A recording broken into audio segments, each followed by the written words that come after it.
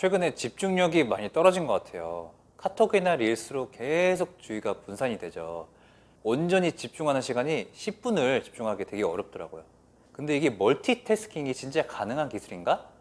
집중력을 높이기 위한 최신의 연구와 집중력 높이는 방법에 대해서 바로 알아볼게요.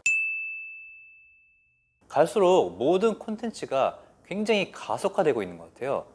60초짜리 릴스, 쇼츠는 엄청난 도파민을 우리한테 선물을 하죠. 짧게 짧게 짧게 최대한 짧게 만들어서 인간의 행미를 휴대폰 안에 붙잡아 두는 거예요.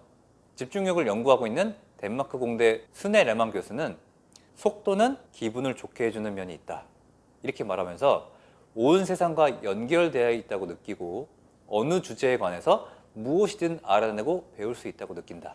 그런데 우리는 자신이 노출되는 정보량에 엄청난 팽창과 정보가 들이닥치는 속도를 아무런 대가 없이 얻을 수 있다고 생각하지만 이거는 착각이다. 점점 진이 빠지게 된다. 우리는 모든 차원에서 깊이 있는 생각, 사고력을 희생하고 있다, 이렇게 주장을 하더라고요. 깊이는 시간을 요구하고 사색을 요구한다.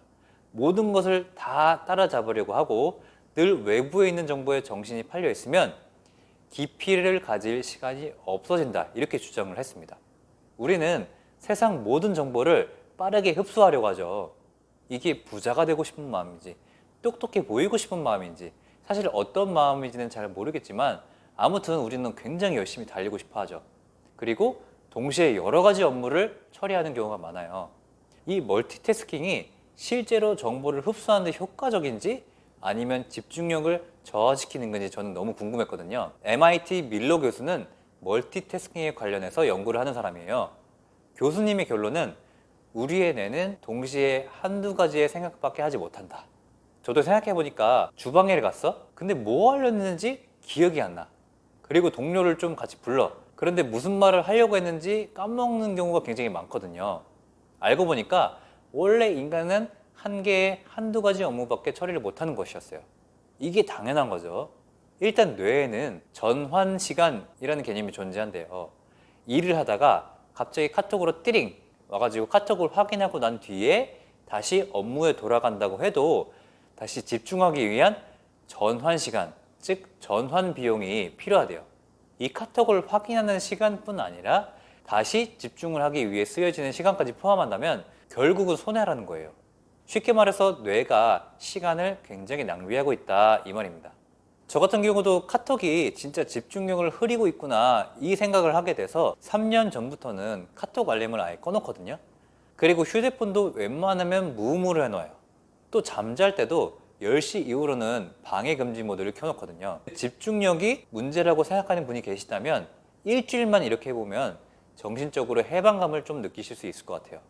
복사기회사 휴레패커드의 직원들이 IQ 테스트를 해서 방해받지 않을 때의 IQ를 검사했고 이메일이나 전화를 받고 있을 때, 즉 정신이 흐려진 상태에서 IQ 검사를 진행했어요.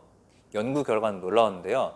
이메일과 전화를 받는 행위 같은 기술의 방해가 직원의 IQ를 10점 이상 떨어뜨렸다는 거예요. 이게 얼마만큼 크냐면 대마초를 한 대 피웠을 때 5 정도의 IQ가 일시적으로 하락한대요. 이 대마초보다 2배 정도 높은 수준으로 IQ가 떨어진다는 거예요. 저도 1시간 이상 요하는 업무를 하게 될 때 옆에 PC 카톡이 켜져 있으면 생각이 좀 멈출 때마다 PC 카톡으로 넘어가는 거를 발견할 때가 많았거든요.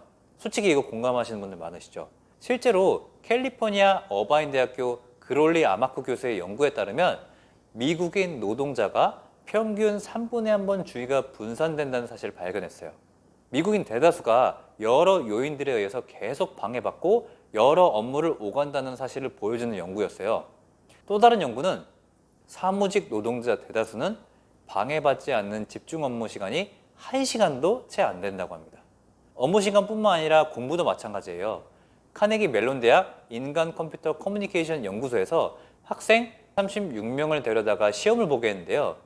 일부는 시험 중에 핸드폰을 꺼야 됐고 일부는 핸드폰을 켜둔 상태에서 중간중간 메시지를 주고받았어요. 문자 메시지를 받은 학생들은 시험 성적이 평균 20% 정도 나빴대요. 자, 이제 결론이 나온 것 같아요. 저도 한때는 인간은 진화의 동물이니까 멀티태스킹을 잘하게끔 진화하지 않을까? 이렇게 생각했던 적이 잘못되었다는 것을 깨달았어요. 아직까지는 인간은 한 번에 한 가지 업무를 하게끔 되어 있는 것 같아요. 그러면 제가 집중력을 높이기 위해 실천하고 있는 세 가지 정도를 나눠볼게요. 첫 번째는 휴대폰 알람 꺼놓기. 이 방법이 처음에는 정말 견딜 수 없을 수도 있어요. 근데 집중력을 높이고 싶다면 내 집중력을 떨어뜨리는 신호에 대해서 자유로워질 필요가 있어요. 최대한 외부 자극에서 멀어지자. 그리고 두 번째는 명상이에요. 윈체스터 대학의 학습과학 교수 가이 클렉스턴 교수는 요가나 태극권, 명상 같은 의도된 느린 수련을 할 때 집중력이 높아질 수 있다고 주장을 하는데요. 그 원리는 우리는 주의력, 집중력을 높이려면 세상을 좁게 만들어야 된다 이렇게 주장했어요. 무슨 말이냐면 세상의 많은 신호들 중에서 하나의 신호에 집중하는 거예요. 너무 빨리 움직이면 우리의 능력에 부담이 되고 결국 능력 부담이 능력의 저하로 이어지잖아요. 그런데 알맞은 속도로 생각을 이동하는 연습을 하면 집중력이 훈련된다는 거예요. 그리고 세 번째, 집중력에 어려움을 겪고 있다면 집중력 시간을 쪼개는 거예요. 처음에는 1분만 집중하는 것부터 시작을 하는 거예요. 그리고 적응이 되면 5분 집중력 훈련을 하는 거예요. 이렇게 1분, 5분, 10분, 20분, 30분, 1시간 내가 집중할 수 있는 시간을 체크해 가면서 높이는 방법이 있어요. 즉 연습량을 늘려나가는 방법인데요. 저도 집중력이 진짜 힘들다는 것을 알고 있어요. 이 콘텐츠를 작성하는 저도 30분 집중하기가 너무 힘들어요.